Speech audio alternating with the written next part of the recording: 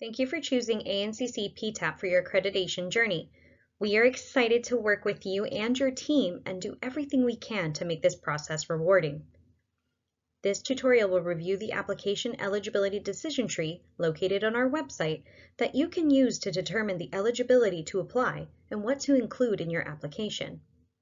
Please follow the directions on your application form, but use this as a supplement to help with understanding eligibility.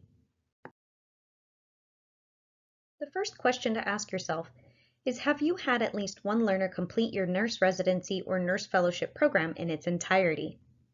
Before you can submit your application, you must have at least one learner complete the program within the 24 months preceding application submission due date as a new applicant, or within the past 48 months preceding application submission due date as a reaccrediting applicant.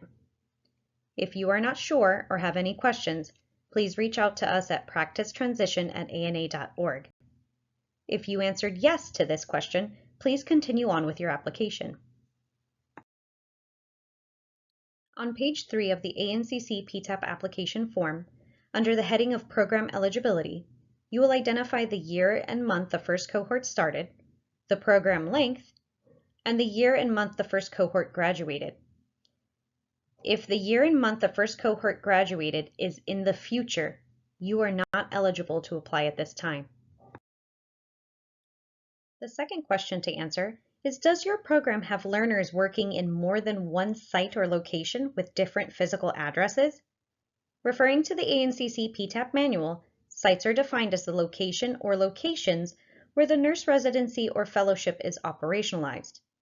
If the program is conducted and operationalized at more than one physical address, you will be applying as a multi-site program. If your program only has learners working in one site or location, you will be applying as a single-site program. Page 4 of the ANCC PTAP application form is where you would enter the names and addresses of all participating sites. Remember, if you answered yes to question 2, you should have more than one site listed here. If you are applying as a single site, the next question to answer is, what are the practice settings where a learner has completed the program within this site? To be an eligible practice setting, you must have had at least one learner complete the program in its entirety within the past 24 months preceding the application submission due date as a new applicant, or 48 months preceding application due date as a reaccrediting applicant. If there is currently a learner in a practice setting, but that practice setting has not had a learner complete the program in its entirety within it, it would not be an eligible practice setting. On page 8 of the application, you will enter your eligible practice settings. Please refer to Appendix A in the ANCC PTAP manual for practice setting definitions.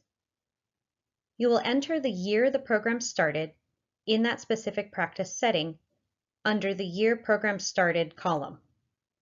You will then enter the total numbers of learners that have participated in the program within that setting in the 24 months prior to application submission for new applicants, or 48 months prior to application submission as a reaccrediting applicant, whether they graduated or not.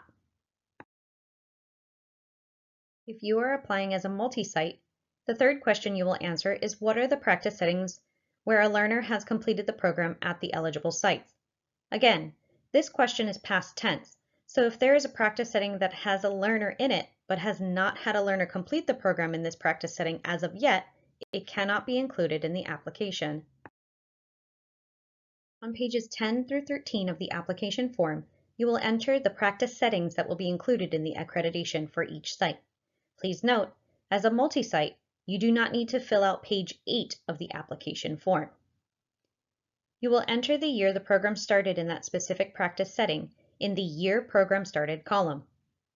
You will then enter the total number of learners that participated in the program, 24 months preceding application submission for new programs, or 48 months preceding application submission for reaccrediting programs.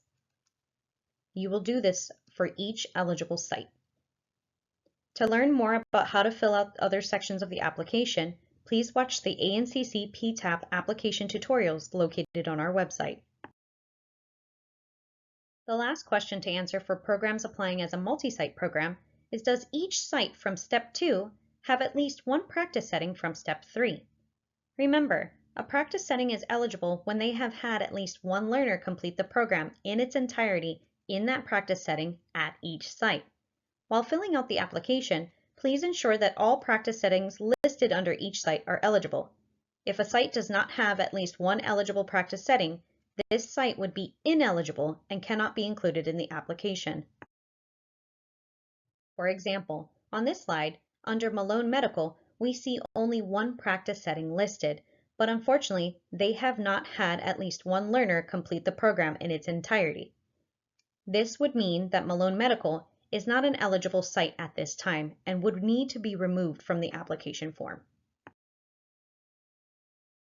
If you have any questions, please contact us anytime at practicetransition@ana.org.